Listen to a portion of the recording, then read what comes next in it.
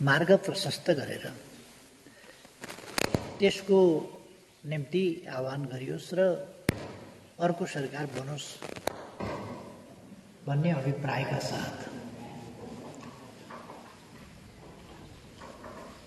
सम्माननीय राष्ट्रपतिज्यू समक्ष आफूले मार्ग प्रशस्त गरेको र अर्को सरकार बन्नका लागि संविधानको धारा 76 को 5 बमोजिमको सरकार बन्नका लागि मार्ग प्रशस्त गरेको बाटो खोलिदिएको भनेर सिफारिस गरेको कुरा सर्वविदितै छ र त्यो कुरा बाहिर आएपछि बहुतै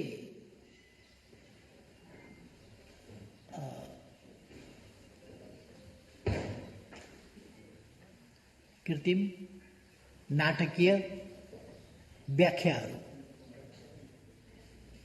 हुने गरेको पाइयो। मानिलिउँ यो असाध्यै नयाँ कुरो अचानक आइपुग्यो जस्तो। यदि यो नगरीय र विश्वासको मत लिएको भए विश्वासको मत प्राप्त हुँदैन थियो भन्ने कुरा त्यो स्पष्ट छ। त्यसको व्याख्यामा म पछि जान्छु। विश्वासको मत प्राप्त हुँदैन थियो। फेरि जाने संविधानको धारा 5 कै प्रक्रियामा हो। त्यसो भइसकेपछि हामीले जेठ 15 गते संविधानले नै तोकेको छ बजेट प्रस्तुत गर्नुपर्छ। त्योभन्दा अगाडि नीति कार्यक्रम प्रस्तुत गर्नुपर्छ। नीति कार्यक्रम र बजेट प्रस्तुत गर्न नयाँ सरकार बन्नेलाई 14 गते सरकार बन्यो भने 15 गते बजेट कसरी पेश गर्ला? 13 गते 12 गते 11 गते सरकार बन्यो भने बजेट कसरी पेश गर्ला? आफ्ना नीतिहरू कसरी सूत्रीकृत गर्ला? कार्यक्रमहरू कसरी तर्जुमा गर्ला? हामीसँग समय धेरै छैन। आज 7 गते भइसक्यो। त्यसकारण हामीले समय लिएर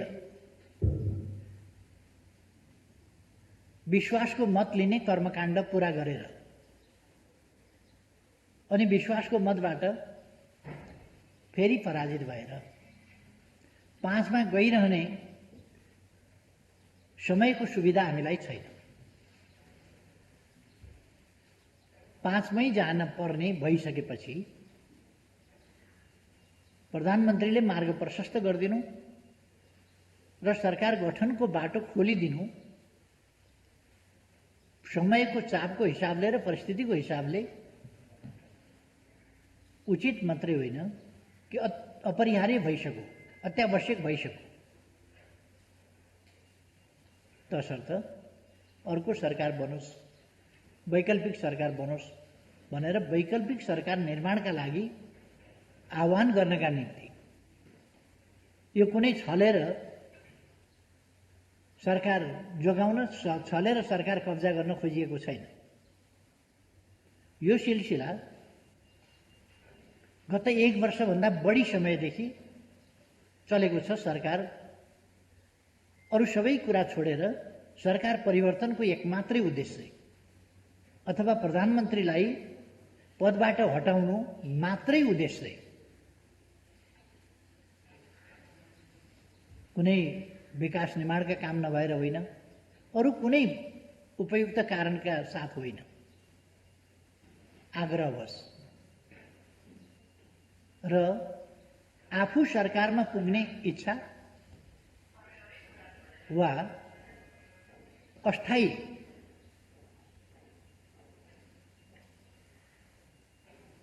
एउटा यस्तो खालको स्थितिमा पुर्याउने कि स्थायित्व छैन, अस्थायी ढङ्गले सबै कुरा चलिराखेको छ जस्तो यो त गत वर्षदेखि नै छ। जब संसद अलिक अशक्त स्थितिमै पुग्यो, नयाँ सरकार दिन सक्ने स्थिति, मैले प्रधानमन्त्रीको हैसियतमा नयाँ सरकार दिन सक्ने अवस्था देखिन। सरकार चलाउन सक्ने अवस्था पनि र खास काममा केन्द्रित हुन पाउने अवस्था पनि रहेन। त्यो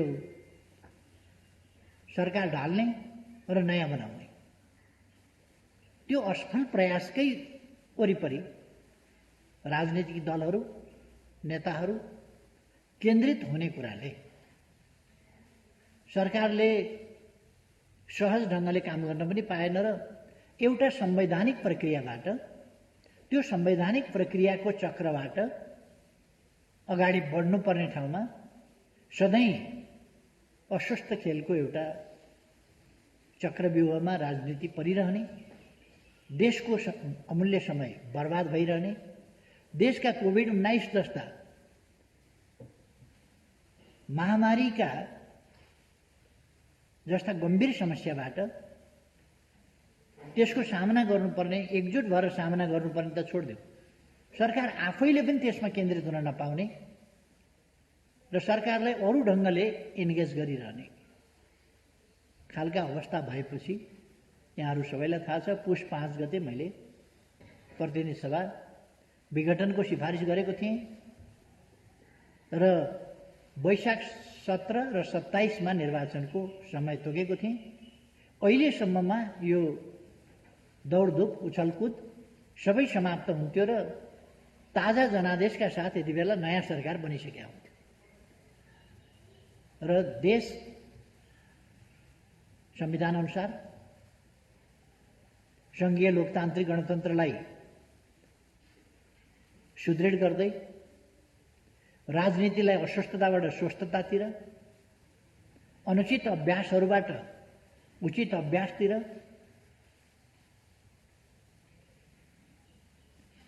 संसदीय गणितको गोटी सारे झैँ उर्तिर पर्तिरका खेलको चङ्गुलबाट राजनीति मुक्त हुने र ताजा जनादेशमा गएर जनताको मूल्याङ्कन के छ, जनताको अभिमत के छ र जनताले आदेश के दिन्छ त्यसअनुसार राष्ट्रिय राजनीति चल्ने, सरकार गठन हुने, चल्ने, यी सबै कुरा जनताको मूल्याङ्कनका आधारमा, जनताले दिएको ताजा जनादेशका आधारमा चल्ने कुरा उपयुक्त हुन्छ भनेर नै मैले प्रतिनिधि सभा विघटनको सिफारिस गरेका थिएँ। संविधानका व्याख्या, संविधान व्याख्या नहुने चिज होइन, व्याख्या हुने चिज हो। व्याख्या गर्दा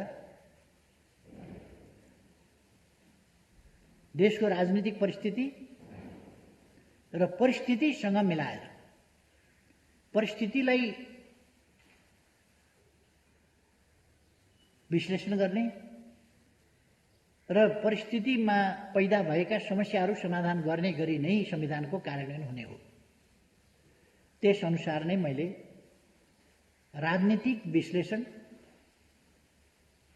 संविधान वा संवैधानिक प्रावधानहरूको सजीव व्याख्या र देशको समस्या समाधान गर्दै देशलाई अगाडि बढाउने संविधानको प्रयोजन, मर्म, भावना र व्यवस्था अनुसार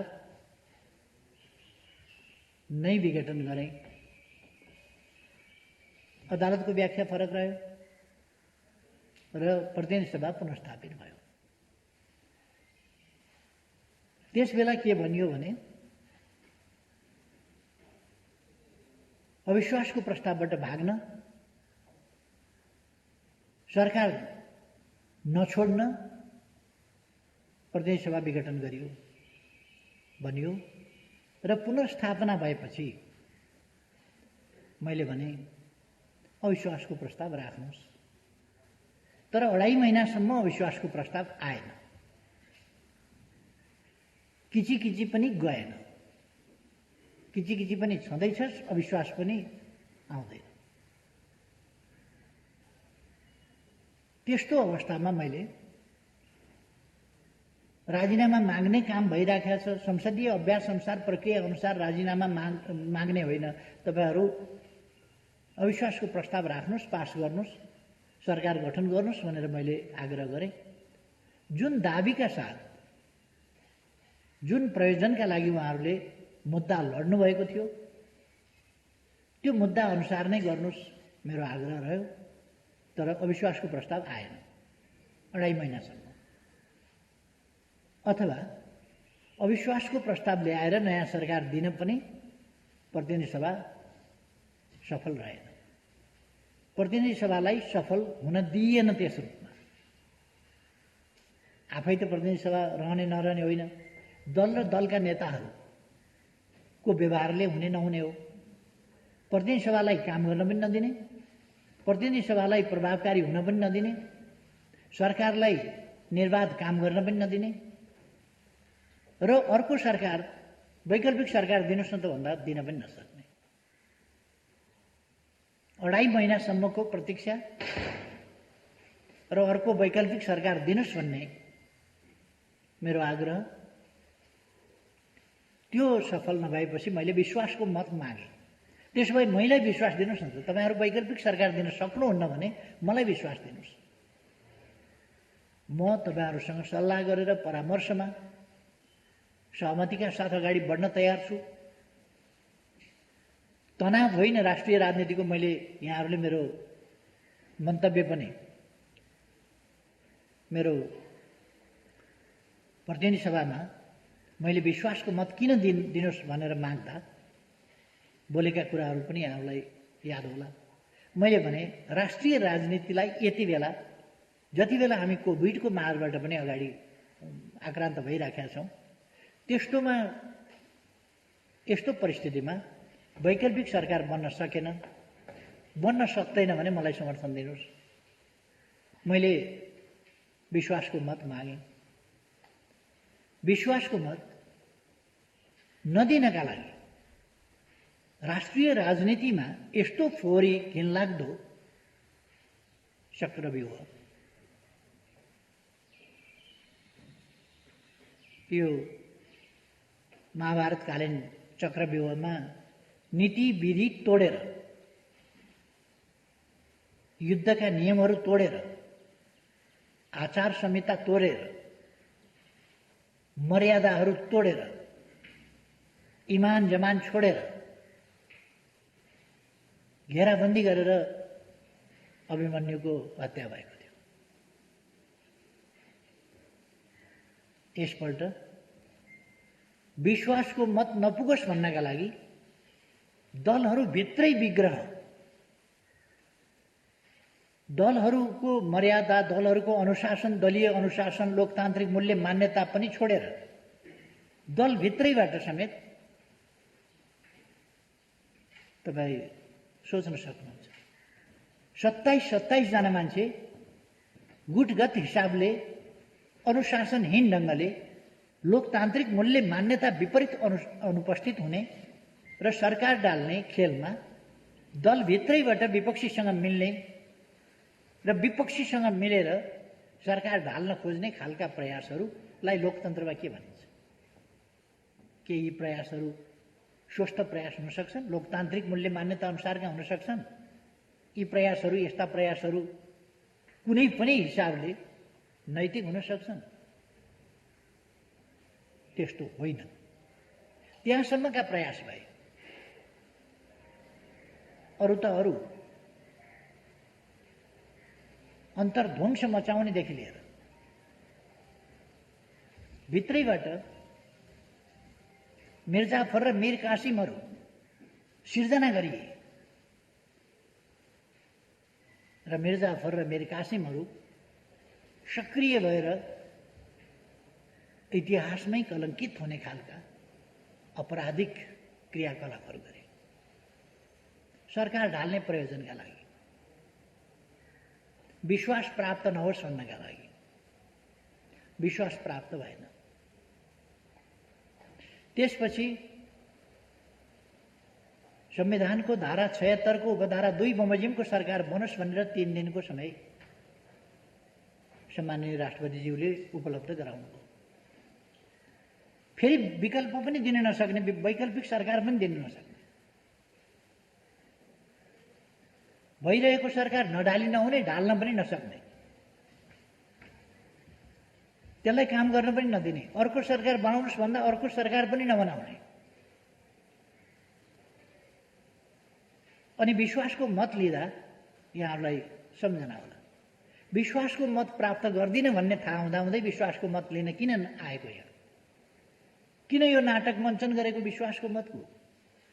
पाउँदिन भन्ने त थाहा थियो। यो विपक्षी दल होस् या अरू सरकारमा असहभागी विपक्षीहरू, प्रमुख प्रतिपक्षले पनि त्यही भाषा बोल्यो। पाउँदिन भन्ने थाहा हुँदाहुँदै किन आएको? अरू विपक्षी दलहरूले पनि त्यही बोले, पाउँदिन भन्दा भन्दै किन आएको?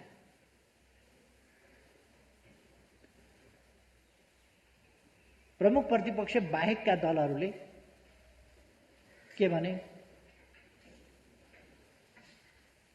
तपाईले यो संसदमा विश्वासको मत लिन नैतिक हिसाबले पनि आउन मिल्दैन। अब 76-2 को सरकार पनि बनेन। मैले चाहेर होइन, संविधानले मलाई फेरि प्रधानमन्त्री, अब कसैलाई मन नपर्नु, कसैलाई रिस उठ्नु, कसैलाई बढी त्यो अप्रिय कुरा लाग्नु बेग्लै कुरा हो, तर संविधानले त्यही भन्छ, 76-2 अनुसारको सरकार बनेन भने 3 को बनाऊ। 3 को सरकार बनाए, 1 महिना समय छ, 1 महिनाभित्र विश्वासको मत लिन सकिन्छ। तर मलाई थाहा छ अस्ति भर्खर अविश्वासको प्रस्ताव राख्न सक्ने अवस्थामा विपक्षी राजनीतिक दलहरू छैनन्। त्यो 2.5 महिनाको अभ्यासबाट देखियो। अविश्वास राख्नका लागि संसद फिर्ता पाऊँ भनेको, प्रतिनिधि सभा फिर्ता पाऊँ भनेको अविश्वास राख्ने स्थिति भएन। त्यसपछि विश्वासको मत मैले प्राप्त गर्न सक्ने स्थिति भएन।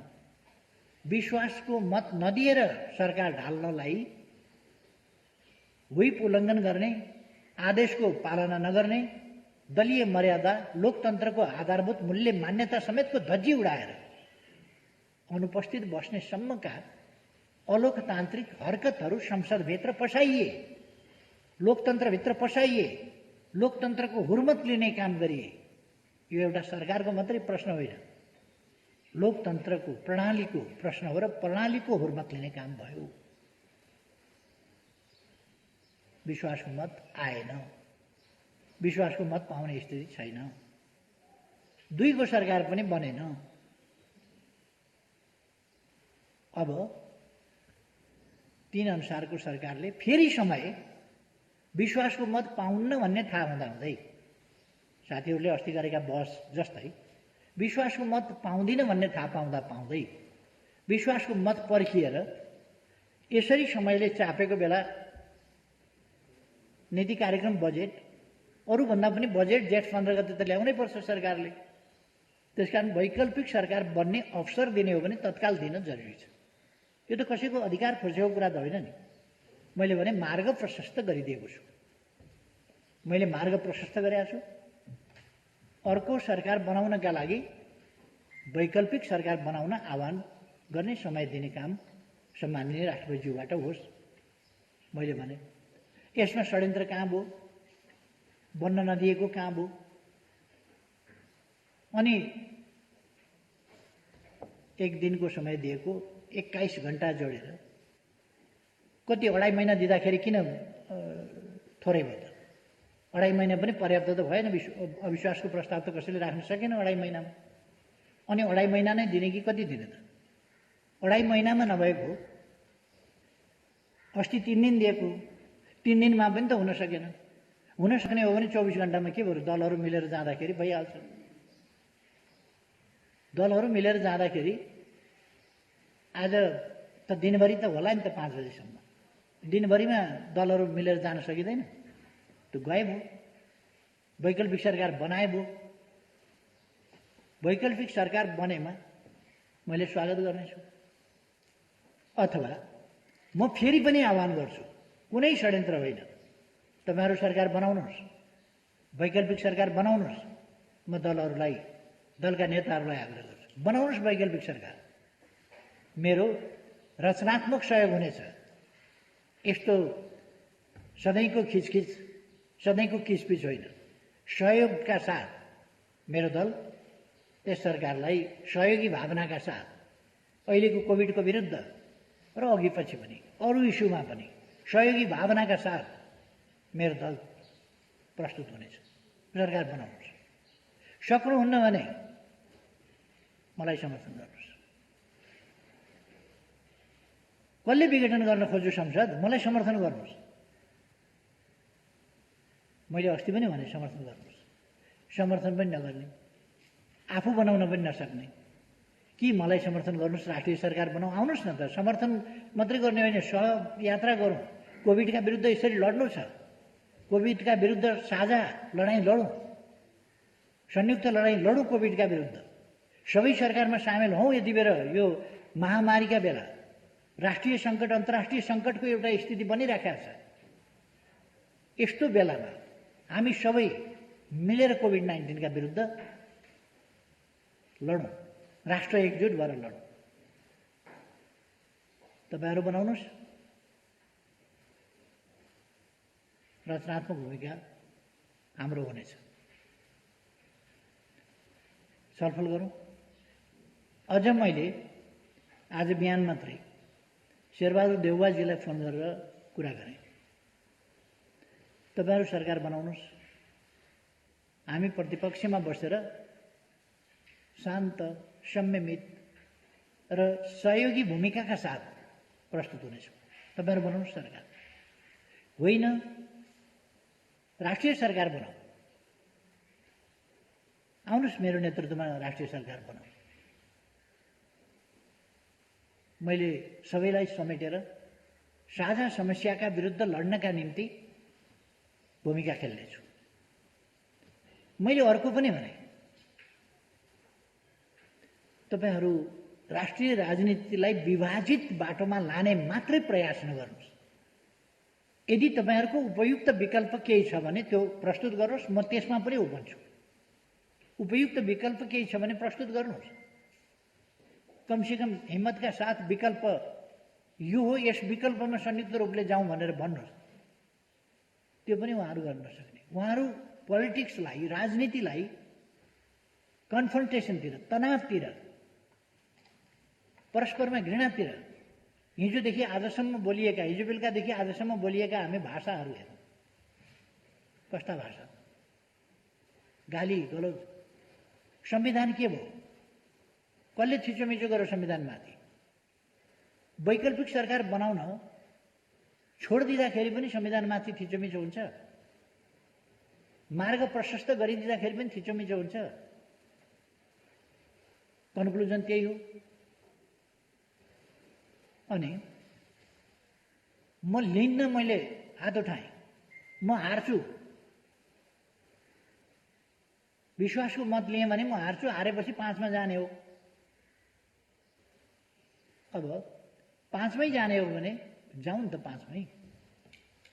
त्यसैबाट तपाईहरु सरकार बनाउनुहोस् र नीति कार्यक्रम बजेट सबै पेश गर्नुहोस् भन्ने कुरा के यो संघीय लोकतान्त्रिक गणतन्त्र विरुद्ध हुन्छ? के यो लोकतन्त्र विरुद्ध हुन्छ? के यो संविधान विरुद्ध हुन्छ? के यो आजको आवश्यकता विरुद्ध हुन्छ? के कोभिडका विरुद्ध संयुक्त ढंगले लड्ने हाम्रा आवश्यकताका विरुद्ध हुन्छ? यो राष्ट्र यति बेला तनावतर्फ होइन, तनाव शिथिलीकरण र एकताबद्ध भएर अगाडि जानुपर्ने बेला। तनाव मात्रै किन गर्ने? कोही राष्ट्रपतिलाई महाअभियोग लगाउनु पर्छ भनेको छ। राष्ट्रपतिलाई महाअभियोग लगाउने आक्रोश, कुण्ठा अथवा के हो यो? राष्ट्रपतिलाई हामीले संविधानमा के अधिकार दिएका छौँ? प्रधानमन्त्रीमाथि ल्याऊ न, अविश्वास प्रस्ताव ल्याऊ, बहुमत ल्याऊ, बनाऊ, सरकार बनाऊ भनेकै छ त। अविश्वास प्रस्ताव पनि ल्याऊ भनेको, अर्को सरकार बनाऊ भनेकै हो। अहिले पनि भनेको छ वैकल्पिक सरकार बनाऊ भनेर साथीहरूलाई भनेको छ। अनि प्रधानमन्त्रीले संविधानमा लेखेको कुरा के छ भने प्रधानमन्त्रीले जे सिफारिस गर्छ, मन्त्री परिषदको सिफारिस प्रधानमन्त्रीद्वारा जे राष्ट्रपति कहाँ जान्छ त्यही राष्ट्रपतिले गर्नुपर्छ। अनि राष्ट्रपति माथिको आक्रोश किन? यो गणतन्त्र विरुद्धको खेल हो। यो राष्ट्रपतिको विरोध, गणतान्त्रिक संस्था, गणतान्त्रिक प्रणाली र गणतन्त्रको सर्वोच्च संस्था, गणतन्त्रको प्रतीक हो राष्ट्रपति। राजतन्त्रको प्रतीक हुन्छ राजा, गणतन्त्रको प्रतीक हुन्छ राष्ट्रपति। राष्ट्रपति राजतन्त्रमा हुँदैन, राजा गणतन्त्रमा हुँदैन। त्यस अवस्थामा राष्ट्रपतिको हुर्मत लिने काम, राष्ट्रपतिको अपमान गर्ने काम, राष्ट्रपति संस्थाको मर्यादा घटाउने काम आफ्नो पार्टीको भएन वा आफ्नो स्वार्थ अनुसार भएन भने राष्ट्रपतिका संवैधानिक सीमा र काम कर्तव्यहरू त बुझ्न पर्छ होला नि। अर्को, हामी कस्तो सभ्य असभ्य के समाज निर्माण गर्न खोजिरहेका छौँ? हामीले सभ्य समाज निर्माण गर्नु पर्दैन। म जवाबदेही छु प्रधानमन्त्रीको हैसियतमा। मैले गरेको सिफारिसप्रति म जवाबदेही छु। पहिले पनि म जवाबदेही थिएँ, मैले गरेको हो। अहिले पनि म जवाबदेही छु, मैले गरेको हो।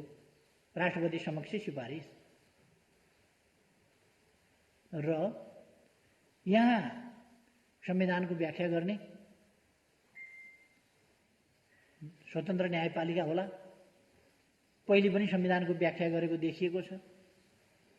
वैकल्पिक सरकारका लागि मार्ग प्रशस्त गरेर सरकार बनाउनुहोस् भन्दा कसरी वैकल्पिक सरकारको बाटो थुनेको हो र छिकेको हो र? यो बाटो खोलिदिएको छ। अहिलेको सरकारका विरोधीहरूलाई एकजुट भएर यो सरकारलाई विस्थापित गर्ने बाटो खोलिदिएको छ। गर्नुहोस्, एकजुट भएर विस्थापित गर्ने बाटो खोलिदिएको छ नि, त्यो गर्नुहोस्। मैले भने अर्को सरकारलाई, वैकल्पिक सरकारलाई हाम्रो रचनात्मक सहयोग हुनेछ। हामी त्यस सरकारप्रति असहिष्णु अथवा त्यसलाई कुनै ढङ्गले नकारात्मक ढङ्गले हेर्दैनौँ। यो संवैधानिक प्रक्रिया हो। यो लोकतन्त्रमा यस्तो हुन्छ। किन यस्तो आवेश उत्तेजनाको राजनीतिमा साथीहरू जानुहुन्छ, दलहरू जानुहुन्छ, नेताहरू जानुहुन्छ, प्रतिगमन देख्नुहुन्छ भने जस्तो भएन भने प्रतिगमन। अस्ति के विषयमा हो प्रतिगमनका विरुद्ध लडौँ भने के पो एउटा होइन, यो अस्ति भर्खर के हुँदाखेरि हो, शपथ।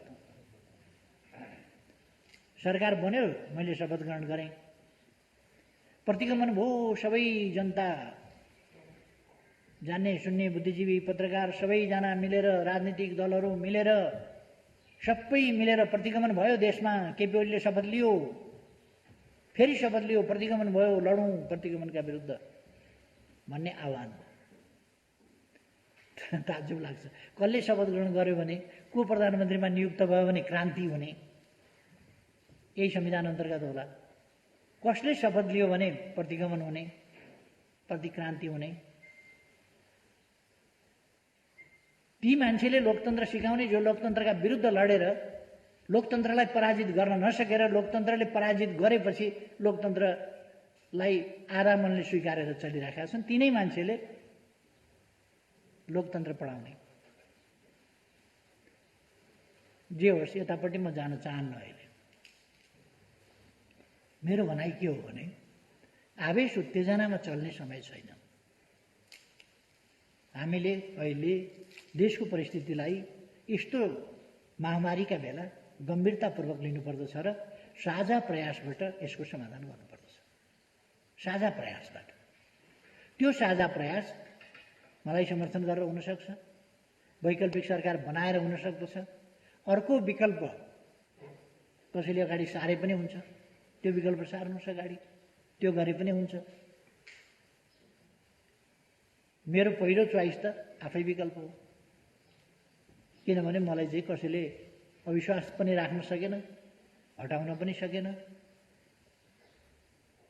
अब यदि हटाउने बाहेक अर्को विकल्प हुन सक्दैन भनेर हटाउने दिनको प्रतीक्षा गर्ने हो भने त्यो दिनको प्रतीक्षा गर्दा गर्दै संसद विघटन हुने स्थितिमा पुग्ने खतरा। किन यो 2-3 मा पुर्याएको त उहाँहरूले हो नि, 2बाट 3, 3बाट 5 पुर्याएको त उहाँहरूले हो। उहाँहरूले अहिले अत्तो थापेको के भने 4 दिन पछाडि संसद बोलाएर विश्वासको मतमा पराजित भएर जाने हो भने 12-13 गते नयाँ सरकार बनेर बजेट कसरी पेश गर्छ? त्यसकारण यो त छोटो बाटो सजिलो बनाइदिएको छ, यसमा अल्मलिनु पर्ने आवश्यकता छैन। त्यसकारण मेरो चाहिँ पत्रकार साथीहरू मार्फत तपाईहरूलाई पनि यस विषयलाई सही ढङ्गले बुझिदिन म आग्रह गर्न चाहन्छु। यसमा कुनै देशको हितभन्दा परतिर संविधानको मर्मर भावना अक्षर र व्यवस्था प्रबन्ध भन्दा परतिर केही पनि छैन र यसमा हामी सबै एकजुट भएर देश लाग्नुपर्ने अवस्था छ भनेर मैले फेरि जोड दिन खोजेँ। आज 5 बजेसम्मको समय छ। कसैले वैकल्पिक सरकार दियो भने ठिक छ। म त अहिले पनि भन्छु, कृपया आउनुहोस्, राष्ट्रिय सरकार बनाऊ, सहमतिको सरकार बनाऊ र सहमतिका साथ अगाडि बढौँ। सहमतिका साथ कोभिड-19 जस्ता कुराहरूको सामना गरौँ र देशलाई विकासको बाटोमा अगाडि लैजाउँ। लोकतन्त्रलाई स्वस्थ ढङ्गले सुदृढ गर्दै अगाडि जाउँ। अस्वस्थताको बाटोबाट लोकतन्त्र भनेको एउटा स्वस्थताको प्रणाली हो। लोकतन्त्र भनेको अत्तो थाप्ने प्रणाली होइन, सही कुरामा चल्ने प्रणाली हो। त्यसकारण तथ्य सत्यमा आधारित भएर अगाडि बढौँ, स्वस्थताका साथ अगाडि बढौँ, लोकतन्त्रलाई सुदृढ गरौँ। यही कुरा मैले भन्न खोजेको। फेरि एकपल्ट दोहोऱ्याएर भन्न चाहन्छु, राष्ट्रिय सहमति कायम गरौँ, सहमतिको सरकार बनाएर अगाडि जाउँ, सहमतिका साथ राष्ट्रिय समस्या समाधान गरौँ। यही मेरो आग्रह। धन्यवाद छ। अब साथीहरूका जिज्ञासाहरू पनि म सोध्छु।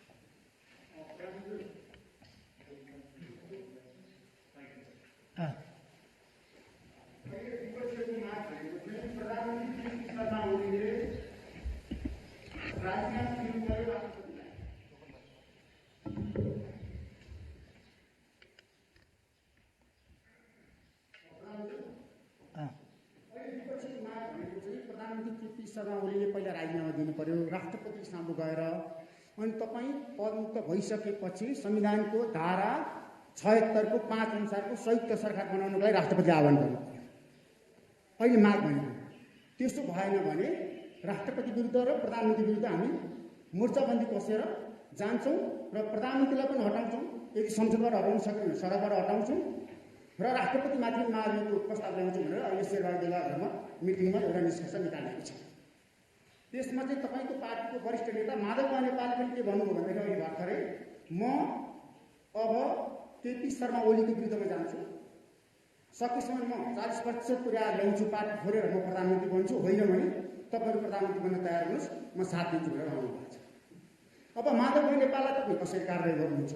कार्यदल बन्यो र रामबहादुर थापाबाट हिँड्नु हुनुहुन्छ, तपाईँको उम्मेदवार मलाई पराजित गरी राष्ट्रिय सभामा। अब तपाईँ पार्टीभित्र अनुशासन कसरी कायम गर्नुहुन्छ? पहिलो प्रश्न।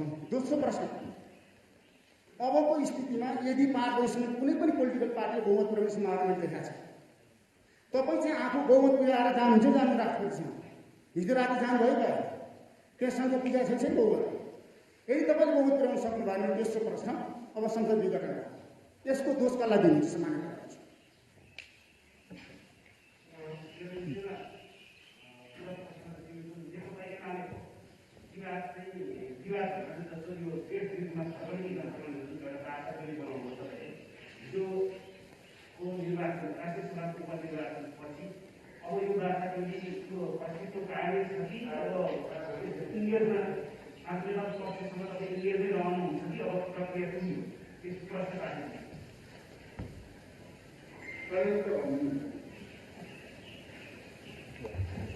अहिले तपाईँले एउटा समानन्तरणले के गर्नु भने मार्ग प्रशस्त गरेको छु भन्नुभयो होइन। मार्ग प्रशस्त गर्नु भनेको चाहिँ राजीनामा हो कि होइन, र मार्ग प्रशस्त गर्दैमा त्यसको चाहिँ राजीनामा नदिँदाखेरि एउटा चाहिँ काम चलाउ सरकार तपाईँ भन्न नचाहेको किन, र तपाईँले चाहिँ राजीनामा भन्ने कुरा स्पष्ट रूपमा किन भन्नु नखोज्नु भएको, र त्यस त्यो आधारमा तपाईँले चाहिँ यदि राजीनामा भनेर भन्नु नसकेको आधारमा तपाईँले फेरि अरू दिन किन पर्खिन सक्नु भएन? तपाईँलाई बजेटको पिर रहेछ, तपाईँलाई निश्चित कार्यक्रमको समस्या रहेछ, अथवा तपाईँलाई देशमा त्यो चाहिँ गैर संवैधानिक हुन्छ अथवा नियम विपरीत हुन्छ भन्ने लागेको छ भने तपाईँलाई अझै समय थियो। तपाईँ किन अप्ठ्यारोमा पार्नुभयो त्यो पनि ठिक छ, तपाईँले आफ्नो राजनीतिक फाइदाको लागि तपाईँले गर्नुभएको निर्णय ठिक छ। तर यो मार्ग प्रशस्त भन्ने कुरा चाहिँ संविधानमै नभएको यो नयाँ कुरा कसरी ल्याउनु? तपाईँ राजीनामा दिनुपर्ने कुरामा मार्ग प्रशस्त मात्रै कसरी गर्नु? अहिले यतिबाट जाउँ। एउटा सोधिहाल्छु। अच्छा, यो यहाँले चाहिँ राष्ट्रिय सरकारको कुरा गर्नुभयो। राष्ट्रिय सरकार भने चाहिँ यहाँकै नेतृत्वमा मात्रै हुनसक्छ कि अरू कसैको नेतृत्वमा तपाईँ राष्ट्रिय सरकारमा जान चाहनुहुन्छ?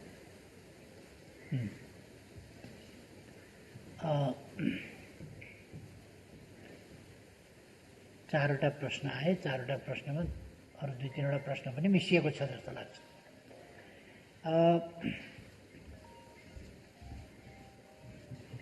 पहिलो कुरा मातृकाजीको प्रश्नबाट जाउँ कि जस्तो लाग्यो मलाई। एउटा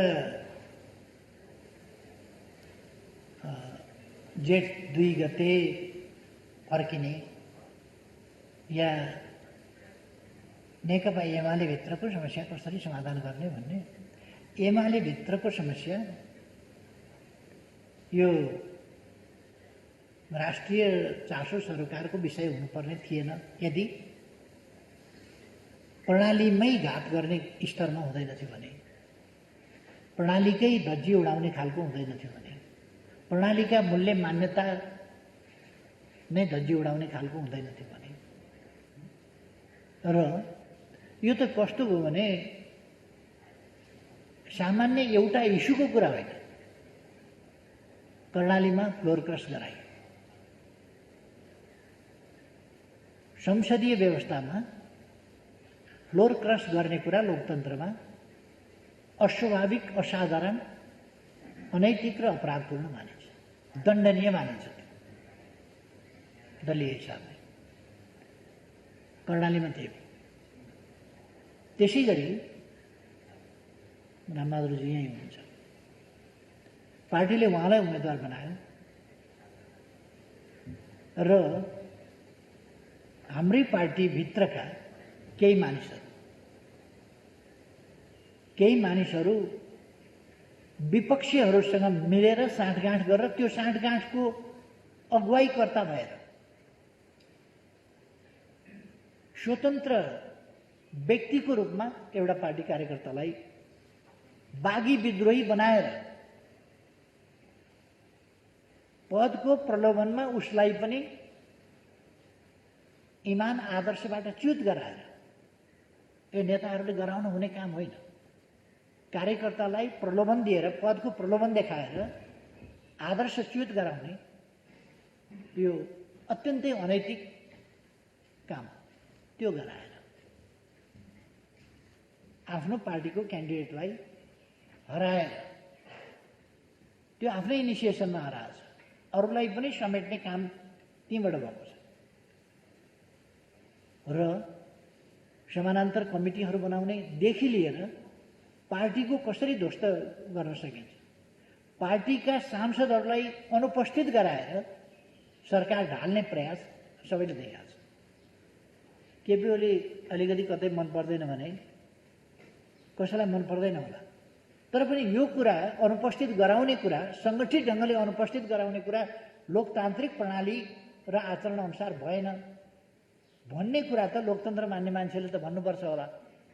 भन्नुपर्ने विषय होइन र यो? कसैले भन्नुपर्ने, कसैले भन्न नहुने विषय हो र? एउटा स्ट्यान्डर्ड त राख्नु पर्ला नि, एउटा मापन त हुनु पर्ला नि। त्यो कुनै मापक नहुने, कुनै स्ट्यान्डर्ड नहुने र लोकतन्त्र भनेको छाडातन्त्र, अराजकतन्त्र त्यो त होइन। लोकतन्त्र भनेको त एउटा अनुशासित, व्यवस्थित प्रणाली हो। लोकतन्त्र भनेको कानुनको राजमा चल्ने प्रणाली हो। त्यसलाई धज्जी उडाउने काम, यसको समाधान हामी गर्छौँ र पार्टी तपाईँले सोधे जस्तै पार्टी अनुशासनहीन र अराजकतामा पार्टी चल्दैन। त्यसकारण पार्टीलाई अनुशासनहीनता र अराजकताको यो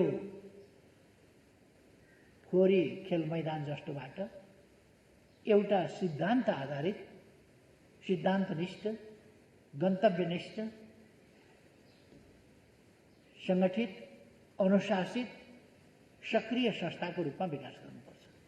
त्यो काम नेकपा एमाले गर्नेछ भन्ने कुरा म जानकारी गराउन चाहन्छु। दोस्रो, सर्वोच्च अदालतको फागुन 23 गतेको फैसलाले अर्कोको नाममा पहिले जेठ 3 गते पार्टी दर्ता गर्दा भइरहेको अर्काको नाममा दर्ता गरिएछ। अर्काको नाममा दर्ता भएपछि नाम जुदाएर दर्ता गर्न कानुनले मिल्दैन। नमिलेपछि दर्ता खारेज भयो। फागुन 23 गतेको फैसलाले दर्ता खारेज भयो। दर्ता खारेज भएपछि पार्टीहरू दर्ता पूर्वको स्थितिमा फर्किए। सर्वोच्च अदालतले पार्टी फुटाइदियो भन्ने कुरा होइन। दर्ता पूर्वको त्यो, किन दर्ता चाहिँ सदर हुन सकेन अर्काको नाममा भएको हुनाले सदर नभएपछि दर्ता पूर्वको स्थितिमा फर्किए। दर्ता पूर्वको स्थितिमा फर्किएपछि अदालतले भन्यो, निर्वाचन आयोगलाई आदेश दियो कि फेरि अरूसँग नजुदाइकन नयाँ नाम लिएर आउने समय देऊ। निर्वाचन आयोगले 15 दिनभित्र नयाँ नामका साथ दर्ता गर्न आऊ, पुनः दर्ता गर्न आऊ भन्यो। त्यसपछि मैले सर्वोच्च अदालतले दर्ता खारेज गरेको हुनाले पुनः दर्ता गर्नु पर्यो। पुनः दर्ता गर्न जाने कि नजाने कमसेकम हामी सल्लाहसँगले गरौँ। मैले प्रचण्डजीलाई फोन गरेँ। तपाईँहरू सबैलाई थाहा छ, प्रचण्डजीले मेरो फोनको धज्जी उडाएको, माखौल उडाएको तपाईँहरूलाई थाहा छ। मलाई उनसँग भेट्न कुरा गर्न मन छैन भनेको। जब भेट्न कुरा गर्न मन छैन, टेलिफोन गरेर कुरा गरौँ, भेटौँ भन्दाखेरि त्यसलाई माखौल उडाइन्छ भने फेरि नयाँ नामका साथ दर्ता गर्न जाने मूढ मनस्थिति के रहेछ? कसैले दर्ता गर्न जाने प्रयास गरेको तपाईँहरूले देख्नुभयो? मैले प्रचण्डजीलाई फोन गरेको, मैले माधवजीलाई फोन गरेको, मैले माधवजीलाई भेटेको, प्रचण्डजीलाई भेट्न चाहेको, पटक पटक भेट्न चाहेको। आजसम्म पनि, आज पनि, अघि पनि मैले प्रचण्डजीलाई फेरि फोन गरेँ। प्रचण्डजीबाट फोन आउने गरेको छैन, मैले नै गर्ने गरेको छु। किनभने म प्रधानमन्त्री पनि हुँ, म प्रमुख पार्टीको अध्यक्ष पनि हुँ। त्यसकारण मैले नै गर्नुपर्छ भनेर मैले आजसम्म पनि लगातार गरेकै छु फोन। र त्यति बेला पनि मैले 15 दिनको समय हामीलाई निर्वाचन आयोगले दिएको छ भने हामी जाने हो कि होइन? जाने हो भने के नाम लिएर जाने? कसरी फेरि हामी एकजुट हुने? एकीकृत हामी कसरी हुन्छौँ त? हिजो त एउटा बेग्लै परिस्थिति देखा पर्यो। पार्टी कब्जा गर्ने, निकाल्ने, अध्यक्षबाट हटाउने, दलको नेताबाट हटाउने, साधारण सदस्यताबाट समेत हटाउने। त्यो त मौका मिल्दा त ती सबै तमासा त देखिए। तर 23 गतेको दर्ता भदरले, अर्काका नाममा दर्ता भएको हुनाले, दर्ता भदर हुनाले त्यो स्थितिबाट फर्कियो। उहाँहरूले त मेरो त पार्टी सदस्यता पनि, पार्टी सदस्यता पनि कमसेकम पार्टी सदस्य भएको 52 वर्षपछि उहाँहरूले मेरो पार्टी सदस्यता त झ्वाम पारिदिनु भएको थियो। त्यसबाट त्यो फैसलाले स्वतः फिर्ता भयो। अरू साथीहरूको पनि त्यस्तै हो। अब जेठ 2 गते पुग्ने भनेको के हो भन्दा दर्ता पूर्वको स्थितिमा फर्किने हो। यसबीचमा भए गरेका कामहरू एकीकरणलाई हामीले अस्वीकार गरे हो र त्यो त लिगल कुरा हो। दर्ता पूर्वको स्थितिमा गयो।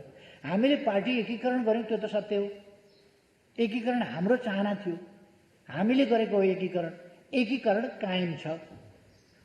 एकीकरणको हाम्रो आकांक्षा पनि कायम छ, हाम्रा प्रयास पनि कायम छन् र त्यो एकीकरण अझ अगाडि बढाउँ भन्ने हाम्रो चाहना हो।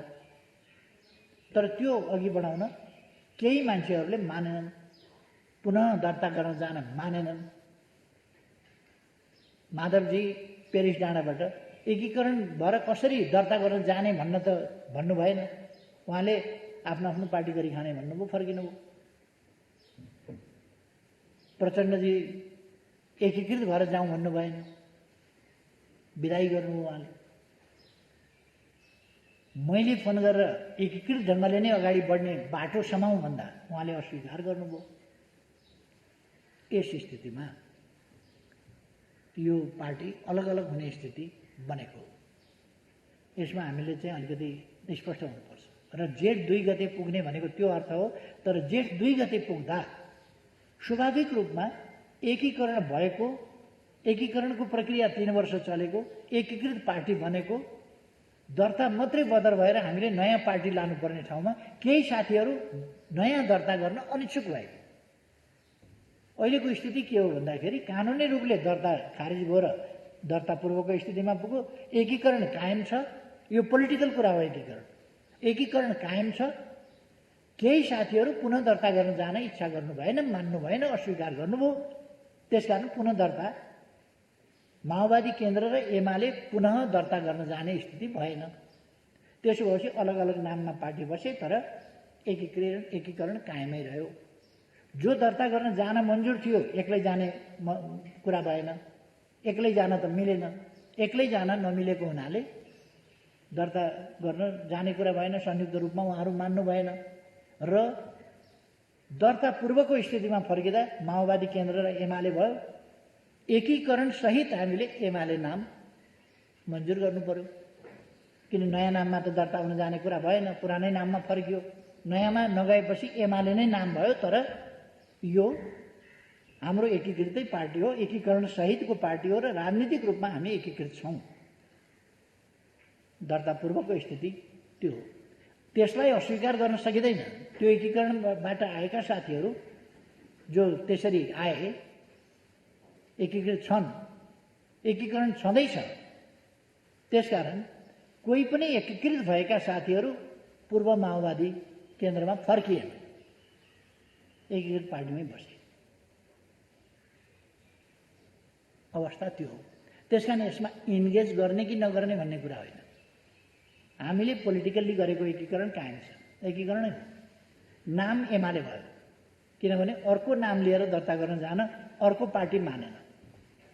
त्यसपछि हामीले नाम अर्को फेरिरहनु पर्ने आवश्यकता भएन। पहिलेकै जुन थियो त्यही भयो। यसमा म त्यो स्पष्ट गर्न चाहन्छु। र हाम्रो इन्गेज गर्ने कुरा होइन। हामीले समस्या समाधान गर्न खोजेका हौँ, तर उहाँहरूको समस्या समाधान गर्ने मनसाय नदेखिएर हिजोसम्म पनि चरम अलोकतान्त्रिक, अनैतिक, अनुशासनहीन काम हिजो मात्रै पनि गर्नुभएको छ। यसप्रति हामी उहाँहरूसँग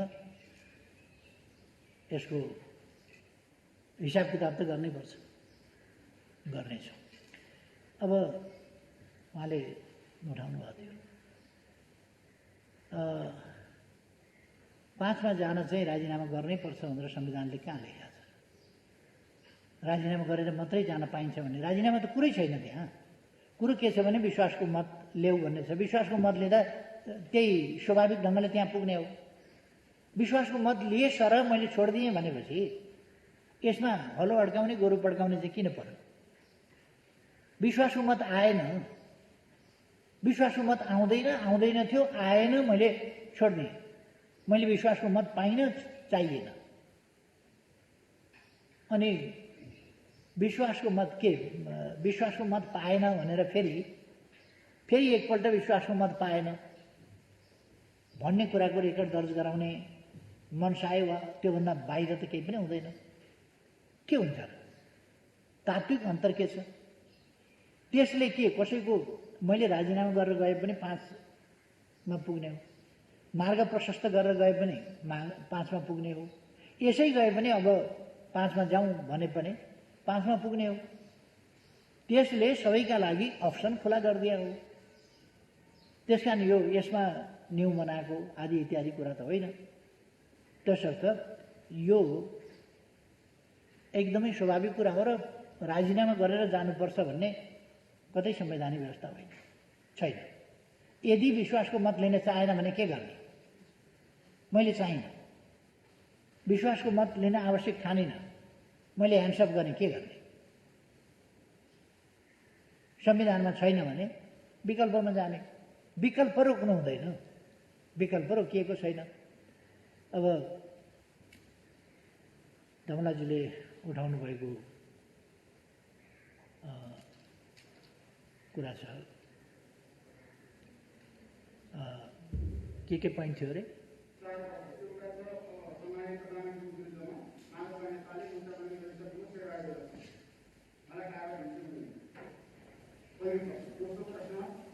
कसैले गोमत पुर्याएन भने र प्रधानमन्त्रीले गोमत पुर्याउनलाई पहल गरिदिन गए 5 बजेसम्म, जसमा सम्पूर्ण वार्ता भइरहेको छ। मन्त्र ठाकुर राजेन्द्रसँग यो राज्य सम्झौता भएर हिजो आएको छ।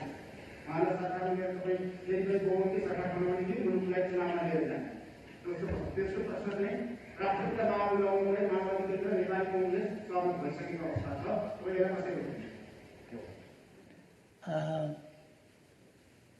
माओवादी र नेपाली कङ्ग्रेस र माओवादी सहमत भइसकेको अवस्था। अनि सहमत हुँदा के हुन्छ? सङ्ख्या दुधुम्ले चाहिँ उम्लिन्छ। 61 र कति 50, 61 र 49, 110 भयो होइन? अनि 110ले सरकार बन्छ त 121 त मसँग छ। अनि के चिताएको त? त्यसको केही अर्थ भएन। उहाँहरू मिल्नुभएको, जसपाले उहाँहरूलाई समर्थन गरेको थाहा छैन मलाई। म भनिरहेको छु अहिले पनि, म चुनावमा नलैजाउँ देशलाई, कि वैकल्पिक सरकार बनाउनुहोस् कि मलाई समर्थन गर्नुहोस्। यो पनि मन्जुर छैन, त्यो पनि मन्जुर छैन भने विकल्प के छ त? त्यो पनि अगाडि सार्नुहोस् न त, त्यो पनि अगाडि सार्नुहोस्। अनि उहाँहरूले मलाई लखेट्ने, उहाँहरूले मलाई लखेट्ने, लखेटेको लखेटै गर्ने, अनि मैले किस्तीमा लगेर चढाइदिनु पर्ने। उहाँहरू कुरा गर्न पनि तयार नहुने। म कुरा गरौँ भनिराखेको छु, उहाँहरू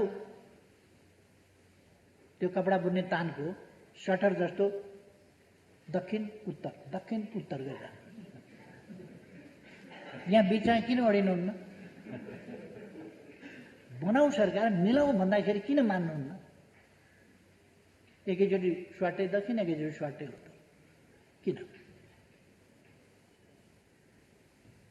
त्यो उत्तर दक्षिण नि, त्यो ब्याट्सम्यानले ब्याट्सबाट बल उम्कायो, अर्काले च्याप्प समातिसक्यो, अब रन बनाउँछु भनेर कुदेर हुन्छ? त्यसपछि कुदेर हुन्छ? बल अर्काले समातिसकेपछि अनि रन बनाउन कुद्ने। यो जति उत्तर दक्षिण रन बनाउन कुदे पनि कति रन बन्छ? घरमा गएर जोड्न काम लाग्छ, राजनीतिमा काम लाग्दैन। तसर्थ मेरो आग्रह के छ भने, देशलाई चुनावमै गयो देश भने पनि, उहाँहरूले चुनावमै पुर्याउनु भयो भने पनि, यसो पनि नमान्ने त्यसो पनि नमान्ने केही पनि नमान्ने गरेर चुनावमै पुर्याउनु भयो भने पनि आकाश खस्ने कुरा होइन। यो संवैधानिक प्रक्रिया हो, आकाश खस्ने कुरा होइन। त्यो पुग्यो भने स्वतन्त्र निष्पक्ष शान्तिपूर्ण ढङ्गले स्वतन्त्र निष्पक्ष चुनाव गराउनुपर्छ। जनताको अभिमत के हो त्यसबाट आउनुपर्छ। चुनावै भयो भने पनि आकाश खस्छ भन्ने कुरा होइन। तर चुनाव त अब यो मङ्सिरमा नभए अर्को मङ्सिरमा त गर्नै पर्छ। आउँदो फागुनमा त स्थानीय तहको निर्वाचन गर्नै पर्छ। निर्वाचनसँग त हामी एकदमै भागेर पनि त कहीँ पुग्दैन होला नि त। लोकतन्त्रमा निर्वाचन त अनिवार्य छ। निर्वाचन फेस गर्नुपर्छ, जनताको मूल्याङ्कन थाहा पाउनुपर्छ, सामना गर्नुपर्छ जनताको मूल्याङ्कन र जनताको आदेश, ताजा जनादेश जो जनताको अभिमतबाट प्रकट हुन्छ त्यो स्वीकार्नुपर्छ। जनताको अभिमत एक अवधिका लागि स्वीकार्नुपर्छ, यो सधैँका लागि होइन। 5 वर्ष अहिलेको स्थितिमा 5 वर्ष हामीले जसरी चलाउने भनेका थियौँ त्यसलाई स्वीकारेको भए, प्रचण्डजीले स्वीकारेको भए त यो समस्या आउँदैन थियो नि त। उहाँले स्वीकार्नु भएन। माधव नेपालले जनताको अभिमतलाई स्वीकारेको भए, आफ्नै पार्टी ध्वस्त पार्न उहाँ तयार हुनुभयो। कमसेकम 121 सिट नेकपा एमालेलाई दिएको त जनताको अभिमत हो नि। त्यो त्यो कुरा माधव नेपाललाई मन्जुर छैन। उहाँले सकेसम्म धेरैलाई राजीनामा गराएर भए पनि तोड्न चाहनुहुन्छ जनताको अभिमत। जनताको अभिमतको उल्लङ्घन गर्न चाहनुहुन्छ, त्यसलाई भाँचखुस पार्न, धुजा पार्न चाहनुहुन्छ। अनि डेमोक्रेसीका कुरा गर्ने, बिहानै बेलुकै कोटेश्वर धाएर नेकपा एमाले फुटाउन उद्योग गर्नुहुन्छ अनि लोकतन्त्रका कुरा गर्ने, अस्थिरताको खेती गर्ने अनि फेरि लोकतन्त्रका कुरा गर्ने, यी कुराहरू शोभनीय हुन सक्दैनन्। अब अघि मैले मातृकाजीको प्रश्नकै जवाफमा भनिसकेँ, यी सबै बिचमा गरिएका पार्टीका आन्तरिक गडबडीहरू, आन्तरिक अनुशासनहीनता र अराजकताका समस्याहरू, तिनको पार्टीले समाधान गर्नेछ। त्यो त पार्टीले, कमिटीले बसेर छलफल गरेर, उहाँहरूसँगै पनि छलफल गरेर सच्चिन सुध्रिन तयार हुनुहुन्छ भने मौका दिएर त्यसरी काम गरिनेछ, तर समस्याहरू समाधान गरिनेछ। अर्को कुरा, नेकपा एमाले देशको प्रमुख राजनीतिक पार्टी, पपुलर भोटको हिसाबले पनि र सिटको हिसाबले पनि जनताले सर्वाधिक मत र सिट दिएको, अर्थात् सर्वाधिक विश्वास गरेको, भरोसा गरेको पार्टीको हैसियतले यसको काँधमा लोकतन्त्रलाई यताउता हुन नदिने, संविधानको रक्षा र कार्यान्वयन गर्ने गराउने, सङ्घीय लोकतान्त्रिक गणतन्त्रात्मक प्रणाली र हाम्रो संविधानले गरेका आधारभूत कुराहरू, व्यवस्थाहरू, यी कुराहरूको रक्षा गर्ने सबभन्दा बढी कर्तव्य पनि आफ्नो काँधमा छ भन्ने ठान्छ र त्यसै अनुसार त्यसको रक्षाका निम्ति यो उभिन्छ। लोकतन्त्रको भविष्यमा कुनै तलमाथि पर्न दिइने छैन, किनभने नेकपा एमाले यस देशमा छ र सङ्घीय लोकतान्त्रिक गणतन्त्रको रक्षाका निम्ति, संविधानको रक्षा, कार्यान्वयन, त्यसका निम्ति, प्रभावकारी कार्यान्वयनका निम्ति नेकपा एमाले यो अग्रभागमा उभिएर लडाइँ गर्छ।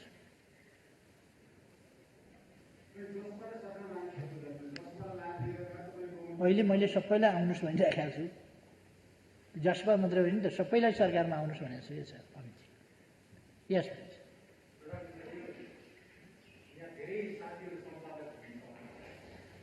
हामी सम्पादक हुँदा चाहिँ पब्लिसरले सम्पादकको राजीनामा नदिकन अर्को सम्पादक खोज्नेछौँ अनि हामी पनि ठिक छ अर्को सम्पादक खोज्नुहोस्, आएपछि हामी राजीनामा दिन्छौँ, त्यति दिनसम्म पत्रिका चलोस् भन्छौँ। त्यो चाहिँ निजी कम्पनी हो। तर प्रधानमन्त्री पद र प्रधानमन्त्री चाहिँ सार्वभौम जनताले चुनेको, सार्वभौम संसदले चुनेको प्रतिनिधि हो र प्रधानमन्त्री कायमै रहँदाखेरि, एउटा प्रधानमन्त्री कायमै रहँदाखेरि राष्ट्रपतिले अर्को प्रधानमन्त्री खोज्ने प्रक्रिया सुरु गर्न दिन्छ। भोलि पनि कुनै प्रधानमन्त्रीले राजीनामा दिएको छैन, ऊ कायमै छ, राष्ट्रपतिले त्यसरी खोज्यो भने त त्यो त अनैतिक, असंवैधानिक हुन्छ होला नि। र खास सिधा प्रश्न गर्न खोजेको प्रधानमन्त्रीजीले त्यसलाई सिधा जवाफ दिनु भएन। यसैमा म जोडिहाल्छु, अर्को पनि छ, प्रधानमन्त्रीलाई सजिलो हुन्छ। तपाईँ आजका दिनसम्म राजीनामा दिनुभएको छैन र प्रधानमन्त्री नै कायम हुन्छ। तपाईँले विश्वासको मत लिने समय पनि सकिएको थिएन। समय सकिएको भए राष्ट्रपतिजीले आह्वान गर्न सक्नुहुन्थ्यो। अब तपाईँ ऋषिजीले सोध्नुभयो, त्यसको पनि उत्तर नआएर मैले यसैमा पत्याएको। तपाईँ भरे 5 बजेसम्म तपाईँको नेतृत्वमा फेरि अर्को सरकार बनाउन भनेर दाबी गर्नुहुन्छ कि हुन्न? तपाईँ प्रधानमन्त्री अलरेडी हुनुहुन्छ, म फेरि प्रधानमन्त्री बन्नु पऱ्यो भनेर दाबी लिएर जानुहुन्छ कि जानुहुन्न? पहिलो प्रश्नमा चाहिँ के छ भने नि,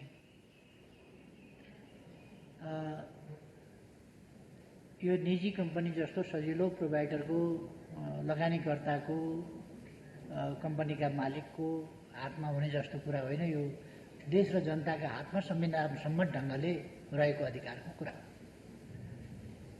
यही कुरा अस्ति मलाई कसैले किन सोधेन, मैले विश्वासको मत प्राप्त गरेँ, के अरे गरिनँ, विश्वासको मत प्राप्त गरिनँ, मैले राजीनामा दिइनँ, म प्रधानमन्त्रीमा त कायमै थिएँ। प्रधानमन्त्री छँदै थिएँ, विश्वासको मतले मलाई मुक्त गर्यो। अविश्वास के अरे विश्वासको मत प्राप्त नभएपछि मुक्त गर्यो। मैले राजीनामा त गरिनँ, अहिले मैले इच्छा गरिनँ, म मुक्त भएँ, राजीनामा त गरेको छैन। राजीनामा गर्नुपर्ने व्यवस्था पनि छैन र त्यसपछि 2 को सरकार बनाउने कोसिस भयो, 2 को सरकार बनेन, मैले राजीनामा गरिनँ, फेरि नियुक्त भएँ। राजीनामा गरेकै छैन मैले, म प्रधानमन्त्रीमा कायमै छु, कायमै हुँदाहुँदै नियुक्त भएँ। अर्को प्रधानमन्त्रीले शपथ ग्रहण गरेका बखत वास्तवमा प्रधानमन्त्री कामबाट मुक्त हुन्छ। अहिले त्यस्तै हो स्थिति। अर्को प्रधानमन्त्री नबन्दासम्म, भरे 5 बजेसम्म अथवा 5 बजे अगाडि नै बन्यो भने अर्को प्रधानमन्त्री बन्दासम्म म प्रधानमन्त्रीकै रूपमा कामकाज गरिरहन्छु। तर अर्को प्रधानमन्त्री बन्न बाटो खुलेको छ। त्यो त मैले नै ह्यान्डसअप गरेर खोलेको छु नि त। त्यसरी खोल्न पाइँदैन भन्ने संवैधानिक व्यवस्था छैन। यदि मलाई सरकार चलाउन मन छ भने मैले विश्वासको मतमा जानुपर्छ। मन छ भने म दिक्क भइसकेँ सरकार चलाउन, मन छैन, किन विश्वासको मत मागिरहन्छु? मनै छैन मलाई त, विश्वास चाहिएकै छैन त। अर्को सरकारमा जाउँ, अर्को वैकल्पिक सरकार बनाऊ, त्यसका लागि त बाटो खोलेकै छ। सम्माननीय राष्ट्रपतिजीले मिलेन भनेर कुनै आह्वान त रोक्नु भएको छैन, उहाँले खोलिदिनु भयो बाटो, आह्वान गर्नुभयो, आऊ सरकार बनाऊ। त्यो सबैलाई अवसर छ। प्रतिनिधि सभाको सदस्य हरेक प्रतिनिधि सभा सदस्यलाई भरपर्दो आधार प्रस्तुत गर्ने अधिकार छ। त्यो गरेर लिएर जान पाएको छ भने कुनै कसैको अधिकारमा कतै कुण्ठा हनन भएन। मेरो अधिकार मैले प्रयोग गर्न चाहिनँ, किनभने मलाई थप सरकार चलाउनु छैन। यस्तोमा पनि सरकार चलाउन सकिन्छ, न कोही समर्थन गर्छ न कोही साथ दिन्छ। त्यसो भने बनाउन त अर्को। यति दिनै पिछेको असहयोग, दिनै पिछेको विरोध, बदनाम गरेको छ, चरित्र हत्या गरेको छ। यस्तो स्थितिमा यति यो नन कोअपरेटिभ मात्रै होइन, मोर देन नन कोअपरेटिभ, त्यस खालको स्थितिमा एउटा विरोधको लागि विरोध सधैँको, त्यस स्थितिमा मैले सरकार चलाउनु छैन। चलाउन भए मैले विश्वासको मत माग्नु पर्थ्यो। चलाउने अधिकार प्राप्त मैले विश्वासको मत प्राप्त गरेपछि पाउँथेँ। 30 दिनभित्र मैले विश्वासको मत लिनुपर्छ, अनि मात्रै फर्दर प्राइम मिनिस्टरको हिसाबमा मैले सरकार चलाउन पाउँछु। मलाई त्यो चलाउनु छैन, त्यस कारण मैले राष्ट्रपतिजीलाई भने अर्को प्रोसेस सुरु गरिदिनुहोस्। अब अर्को के थियो अरे?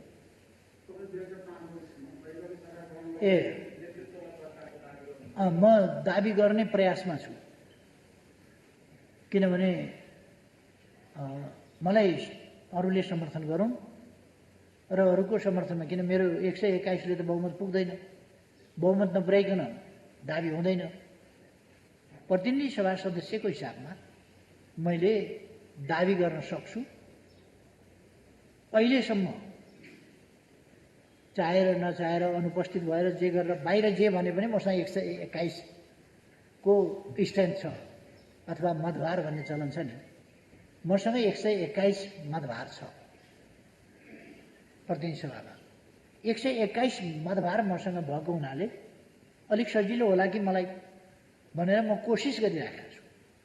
यदि समर्थन प्राप्त भयो भने र त्यो राष्ट्रपतिज्यूलाई भरपर्दो आधार लाग्यो भने, उहाँले मलाई प्रधानमन्त्री भरपर्दो आधार लागेर नियुक्त गर्नुभयो भने मैले सरकार बनाउँछु र विश्वासको मत फेरि 1 महिनाभित्र लिनेछ, त्यस बाटोमा म जान्छु।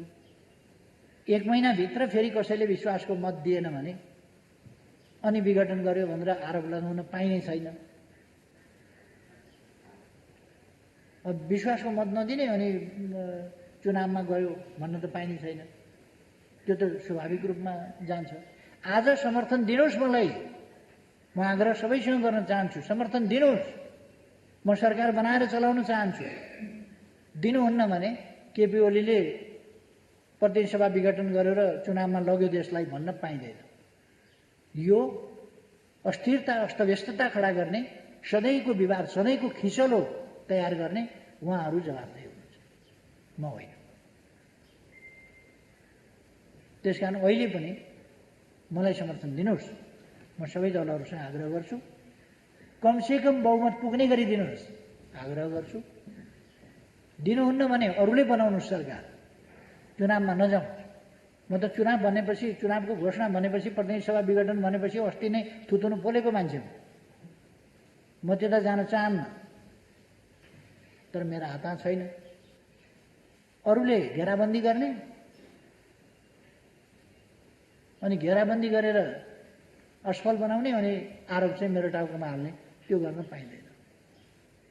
उहाँहरूलाई अविश्वासको प्रस्ताव राख्नु भनेको हो, उहाँहरूलाई विश्वासको मत दिनु भनेको हो, अस्ति नै पनि 2 वा 2 भन्दा बढी दल मिलेर सरकार बनाउनुहोस् भनेको हो। अहिले पनि समर्थन दिनुहोस् भनिरहेको छु, हुन्छ भने समर्थन दिनुहोस्। मलाई लाग्छ जिज्ञासाहरू विमलजी संक्षेपमा। सम्मानज्यूलाई यो हामीले जति पृष्ठभूमिको कुरा गरे पनि, यताबाट कोट्याए पनि उताबाट कोट्याए पनि स्पष्ट चाहिँ मेरो बुझाइ, धेरैको बुझाइ, आम पब्लिकको बुझाइ, सिभिल सोसाइटीको बुझाइ के छ भने मुलुक अब मध्यावधि निर्वाचनमा फेरि गयो, प्रतिनिधि सभा विघटनको औपचारिक घोषणा हुन बाँकी छ, डिलमा पुगेको छ भन्ने नै आम बुझाइ छ। त्यसको प्रक्रिया, त्यसको लम्बेदान, पृष्ठभूमि आफ्नै ठाउँमा होला। मेरो प्रश्न के हो भन्दाखेरि प्रधानमन्त्रीसँग अहिलेको जुन, हुन त मान्छेहरूले अमेरिकाको उदाहरण दिन्छन्, कोभिडकै बिचमा अमेरिकामा पनि चुनाव भयो, नेपालमा चाहिँ नसोचेको हिसाबले सेकेन्ड भेरिएन्टले चाहिँ यति आँचो पारेको छ, जुन प्रधानमन्त्रीले पनि केही दिन अगाडि आफैले चाहिँ कोभिडको त्यसको जुन किसिमको असर देखियो त्यसको बारेमा यहाँ पनि बोल्नुभयो होइन। अब सङ्कटकाल 6 महिनाभित्र भएन भने त फेरि सङ्कटकालमा जान्छ। मलाई लाग्छ त्यतातिर अहिले सोचाइ छैन होला। यस हिसाबले हेर्दाखेरि आउने मङ्सिरमा चुनाव गर्ने सरकारको भित्री तयारी हुनुपर्छ वा त्यही नै कदम हो भन्ने बुझिन्छ। तर अहिलेको गिभन कन्टेक्स्टमा कोभिडको यस्तो लहर चलिरहेको छ, मान्छेहरू WHO अनि त्यसपछि विभिन्न साइन्टिस्टहरूले, विभिन्न देशहरूले, अस्ति श्रीलङ्कामा पनि हामीले एउटा केस हेऱ्यौँ, थर्ड भेरिएन्टको तेस्रो वेभको फेरि चर्चा आइरहेको छ। अस्ति हाम्रै स्वास्थ्य सेवा विभागले विज्ञप्ति निकाल्यो। यो स्थितिमा चाहिँ मङ्सिरमा चुनाव भएन भने हुने आधार के भएन भने प्लान बी के हो प्रधानमन्त्रीको? धन्यवाद। यो कुरा वास्तवमा मसँग भन्दा पनि प्रतिपक्षका मित्रहरूसँग सोध्नुपर्छ। यो कोभिडको महामारीको स्थिति उहाँहरूले देख्नुभएको छ कि छैन? अहिले मुलुकले भोगिरहेका कठिनाई र सामने आइरहेका परिस्थितिलाई उहाँहरूले आकलन गर्नुभएको छ कि छैन? मेरो विरोध मात्रै उहाँहरूले देख्नुभएको छ। चराको आँखु जस्तै केपी ओली र केपी ओलीलाई झार्न धनुबाण तानेर बस्ने, हानि राख्ने मात्रै देख्नुभएको छ कि त्योभन्दा पर पनि देख्नुभएको छ? कोभिड देख्नुभएको छ कि छैन? अर्को, मसँग सैद्धान्तिक तवरले 121 सिट छ हो, त मसँग 121 सिट छ भने 271 सिटमा बाँकी सिट चाहिँ अरूसँग छन् नि त। अनि 121 सिटले चाहिँ दोष लिनुपर्ने, 121 कटाएपछि कति 150 सिट रह्यो। अनि 150 सिटले चाहिँ जवाबदेही लिनु नपर्ने, 121ले चाहिँ जोसँग बहुमत हुन्छ 150 सिट छ त्यसले जवाबदेही लिनु नपर्ने। म 121 भएकोले चाहिँ सबै कुराको अब्जस्ट लिनुपर्ने। 150 वालाले न आफू सरकार बनाउँछ न अरूलाई समर्थन गर्छ, त्यहाँनिर हलो अड्काउने, अनि अब्जस्ट चाहिँ 121 भएकोलाई दिने। अझ त्यसमा पनि प्र्याक्टिकल्ली हामीले हेऱ्यौँ भनेदेखि त 93 रहेछ नि त। अरू त जति बेर जे पनि गर्न सक्ने रहेछ नि त। यो सरकार ढाल्नका लागि जति बेर जे पनि गर्न सक्ने त 27 जना त अस्ति देखियो त। पार्टीलाई धोका दिन सक्ने, पार्टीको टाउकोमा बन्चराले हान्न सक्ने, पार्टीको गर्दन तरबारले हान्न सक्ने, पार्टीलाई यताबाट हलाल गर्न सक्ने, ती त 27 जना त देखा पर्यो त अस्ति। त्यसो भएर त्यो 93 भएको बबुरोलाई चाहिँ हमला गर्ने। अनि 177 यो 27 समेत जो सरकारका विरुद्धमा खुलेर देखा परेको छ त्यो समेत 177 सिट हुन्छ। अनि 177 सिट 178 सिट हुन्छ हजुर 177 जब 177 सिट विपक्षमा छ भने त्यो 177 जिम्मेवार हुन्छ कि 93 वाला जिम्मेवार हुन्छ? तसर्थ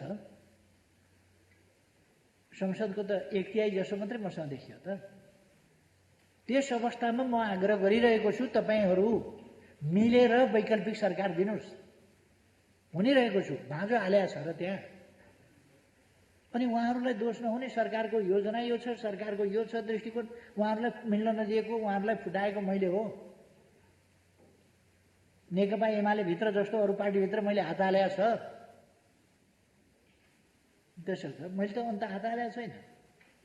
उहाँहरू मिलेर सरकार बनाए हुन्छ।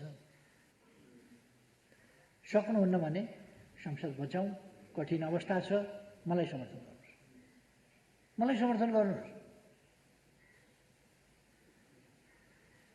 सब अन्तिम वसन्तजीबाट त्यसपछि टुङ्ग्याउँ पनि होला।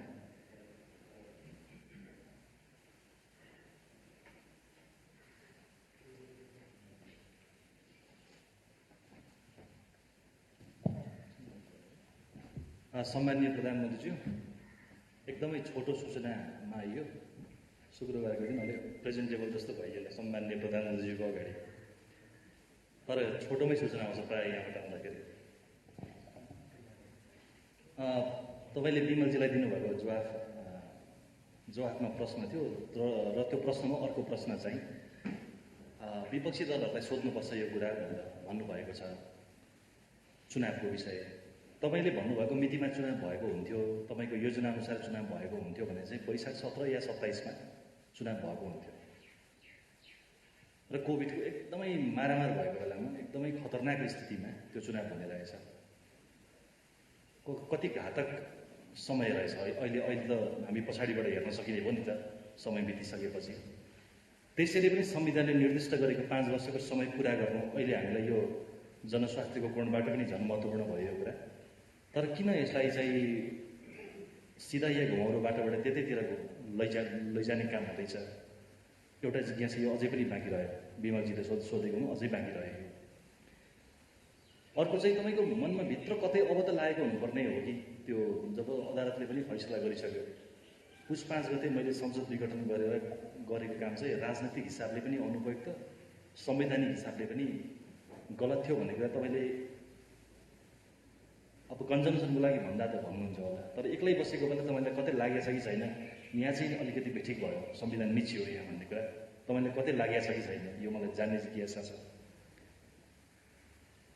अर्को चाहिँ यो अहिलेको कोभिडको विषयसँग सम्बन्धित विषय छ कि अहिले भर्खरै उपप्रधानमन्त्रीज्यू निस्किनु भयो कि सिसिएमसीको तर्फबाट जुन समन्वयहरू हुनुपर्ने हो यो एकदमै कमजोर भयो भन्ने आलोचनाहरू यस अगाडि पनि थिए, तर योपल्ट बढी भइरहेको छ। यो कुरामा कतिको जानकारी हुनुहुन्छ?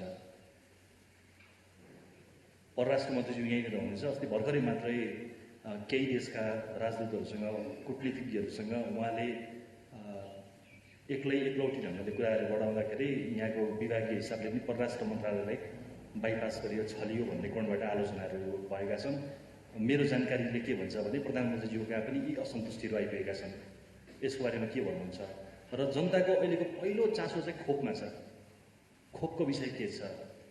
किनभने हाम्रो जानकारीले के भन्छ भने उत्तरी छिमेकीसँग जसको खोप बढी रिलायबल हो भन्ने बारेमा पनि कुराहरू आएका थिए, तर त्यतातिर तपाईँहरूले कुनै पहल नै गर्नुभएको छैन भन्ने छ। र दक्षिणको छिमेकी जो आफै एकदमै ठुलो पेन्डेमिकको महामारीमा छ, तर तपाईँहरूको जोड चाहिँ त्यतैतिर बढ्ता छ भन्ने ढङ्गले एकदम गुनासोहरू भइरहेको छ। यी 4वटा मेरा जिज्ञासाहरू चाहिँ समाधान गरिदिनु अनुरोध छ।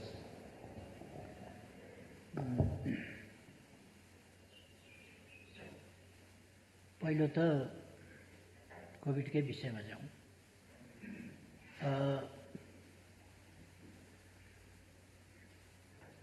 यस्तो बेलामा चुनाव गरिरहनु वाञ्छनीय होइन। तर अहिले तपाईँले हेर्नुभयो भने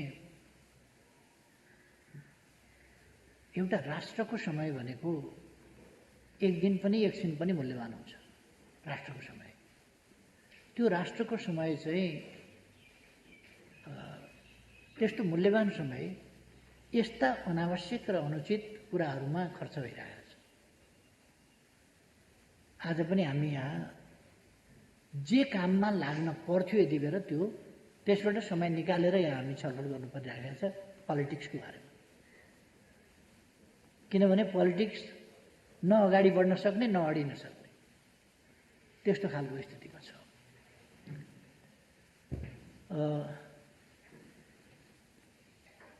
हामीले भ्याक्सिन दक्षिण एसियामा भारतभन्दा पछि जो आफै उत्पादक हो ऊभन्दा पछि पहिलो राष्ट्रको रूपमा लगायौँ। त्यसका निम्ति हामीले थप 20 लाख डोजका लागि त्यो एकैचोटि ल्याएर पनि फेरि के हुन्छ भने त्यो समयभित्र लगाउन सकिएन भने त्यो एक्सपायर हुन्छ, फेरि त्यो कामयाब हुँदैन। त्यस कारण हामीले क्रमशः नै ल्याउनु पर्ने हुन्छ। त्यो क्रमशः ल्याउनका लागि हामीले 20 लाख डोज मगायौँ। 20 लाख डोजको पैसा पनि तिर्यौँ। 20 लाख डोजको पैसा तिर्यौँ, 10 लाख डोज आयो, तर 10 लाख डोज बाँकी भयो। यसै बिचमा इन्डियाको अदालतको फैसला पनि हामीलाई थाहा छ, इन्डियालाई नपुगिकन बाहिर नदिनु भन्ने खालको फैसला। जहाँसुकै पनि अभावको एउटा स्थिति र पहिले इन्डियाले पनि यो सेकेन्ड वेभको यस्तो नसोचिकन पनि कतिपय देशलाई दिने भनेर उसले एउटा एग्रिमेन्ट गरेका थियो। तर त्यो अनुसार पछि उसले दिन सक्ने खालको स्थिति भएन र त्यस सम्बन्धमा अहिले गम्भीरताका साथ कुराकानी भइरहेको छ र हामी प्रयास गरिरहेका छौँ। र म ठान्छु भारतको अदालतले पनि सीमाभन्दा यता सीमाभन्दा उता सीमाले मानवीयतालाई निर्धारण गर्ने, मानवीय जीवनको रक्षाको प्रश्नलाई सीमाले उत्तरदायी वा अनुत्तरदायी बनाउने विषय ठान्दैन र यसलाई नितान्त एउटा राष्ट्र विशेषको समस्याको रूपमा अथवा राष्ट्रले गरेको उपलब्धि वैज्ञानिक खोज अध्ययन खास गरेर औषधिजन्य कुराहरूमा मानिसको जीवनसँग सम्बन्धित कुराहरूको उपलब्धि चाहिँ एउटा राष्ट्र विशेषको मात्रै हो, सँगै मानव जातिको उपलब्धिको रूपमा त्यसलाई मान्न सकिँदैन भन्ने अवश्य पनि भारतको कोर्टले गर्ला जस्तो मलाई लाग्दैन। त्यो कुनै प्रसङ्गवश त्यसरी निर्णय भए तापनि त्यसमा करेक्सन आउला भन्ने म ठान्छु। भारतको सिङ्गो जनसङ्ख्यालाई खोप दिइसकेपछि नेपालमा दिने भन्ने कुरा चाहिँ त्यो त्यसले वास्तवमा के भने त्यो यति असान्दर्भिक जस्तो पनि भइसक्छ। त्यसकारण त्यस निर्णयमा पुनर्विचार होला, हामी प्रयास गरिरहेका छौँ। अरूतिर पनि हामी कुराकानी गरिरहेका छौँ। अमेरिका, बेलायत विभिन्न देशहरूसँग पनि कुरा गरिरहेका छौँ। युरोपीय देशहरूसँग जसले यो सेरम चाहिँ लिने गरेका थिए, सहमति गरेका थिए, सम्झौता गरेका थिए या बुकिङ गराएका थिए, त्यो उनीहरूले आफ्नै अन्तैबाट उपलब्ध भएपछि नलिने भए भने त्यो पनि प्राप्त गर्न सकिने स्थिति छ कि त्यसमा पनि हामी लागिरहेका छौँ। र तपाईँले भने जस्तै उत्तरी छिमेकी चीनको पनि खोप चाहिँ प्रभावकारी छ र त्यहाँबाट हामीले 8 लाख अनुदान पहिले प्राप्त गरेका छौँ र अरू थप लिने प्रयास हामी गम्भीरताका साथ गरिरहेका छौँ र उच्च स्तरमा पनि कुराकानीहरू भइरहेका छन् र हुनेवाला पनि छन्। त्यसो भएर यस सम्बन्धी पनि हाम्रो प्रयास चाहिँ जारी छ। अब जहाँसम्म कोभिडका बेलाको कुरा छ, यो एउटा जात्रा जस्तो कुरा होइन।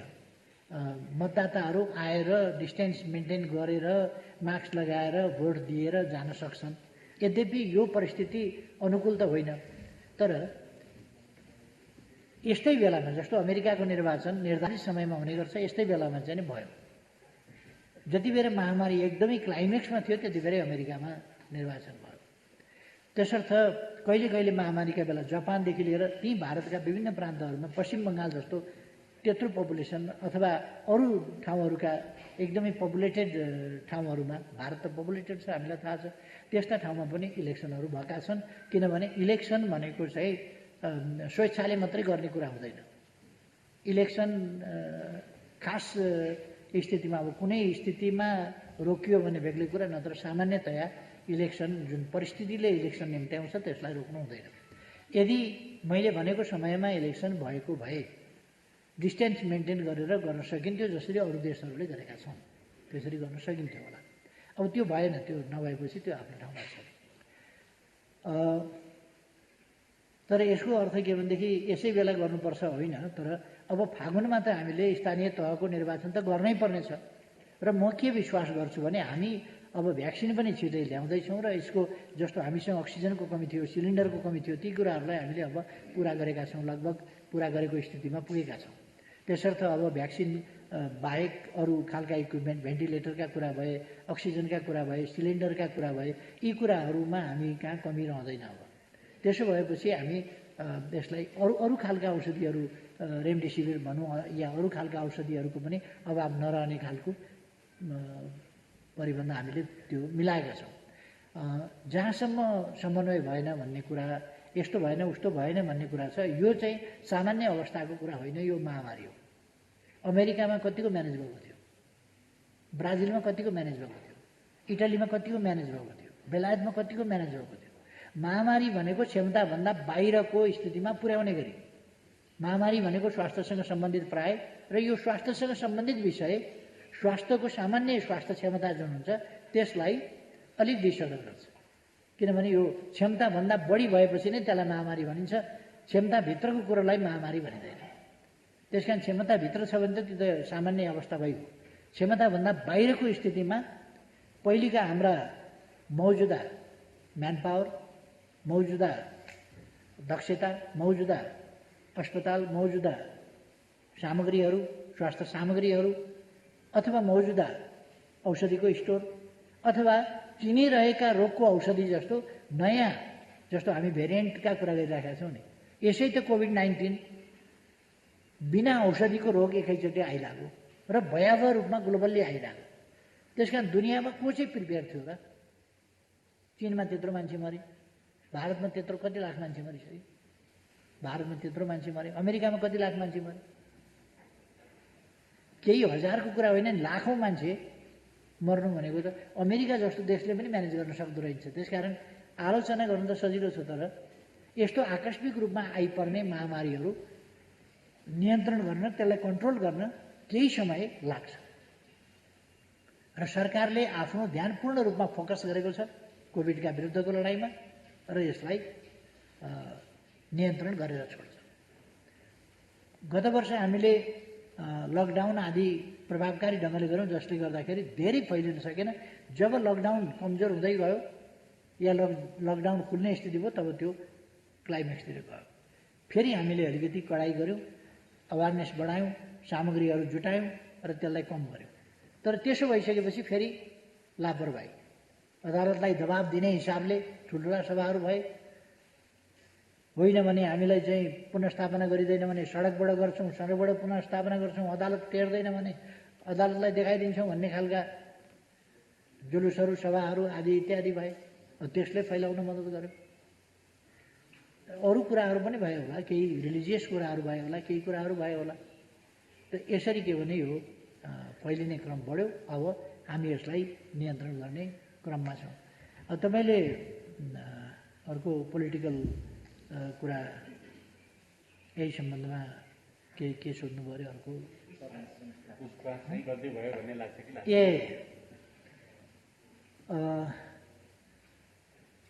अदालतले भनेको मान्नुपर्छ, अदालतको फैसला मान्नुपर्छ र कार्यान्वयन गर्नुपर्छ। हाम्रा राज्यका तीनटा प्रमुख अङ्गहरू, तीनटा अङ्ग छन्, व्यवस्थापिका, कार्यपालिका र न्यायपालिका। सबै आफ्ना ठाउँमा आफ्नो आफ्नो ढङ्गले आफ्नो कर्तव्य पुरा गर्न स्वतन्त्र छन्, काम गर्छन् त्यसले। त्यसो भएर एउटाको कामलाई अर्कोले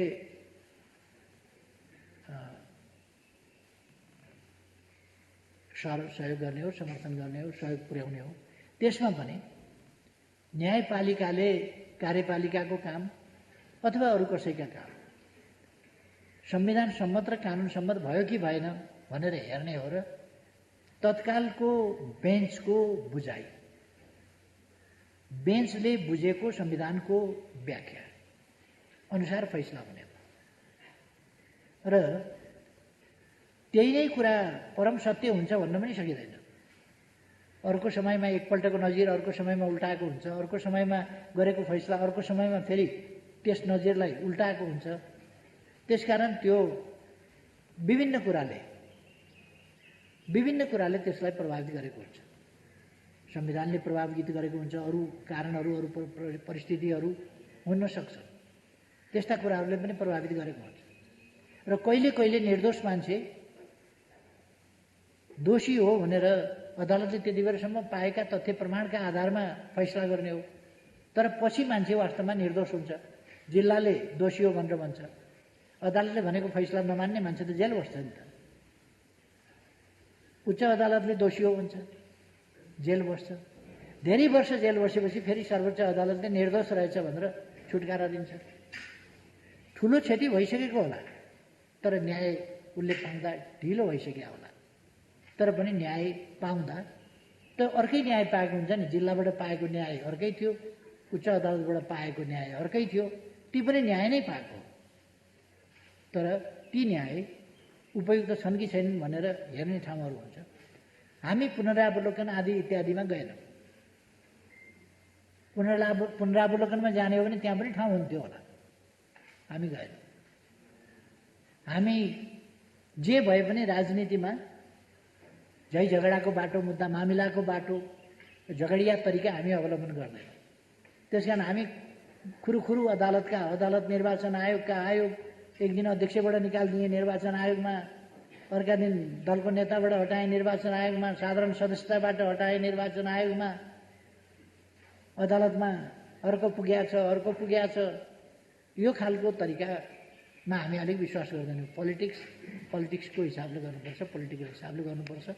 र मलाई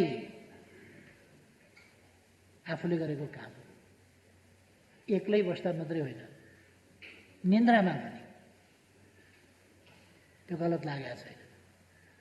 अदालतले ठिक छैन भन्यो, अदालतको फैसला पछि अदालतले त्यति बेर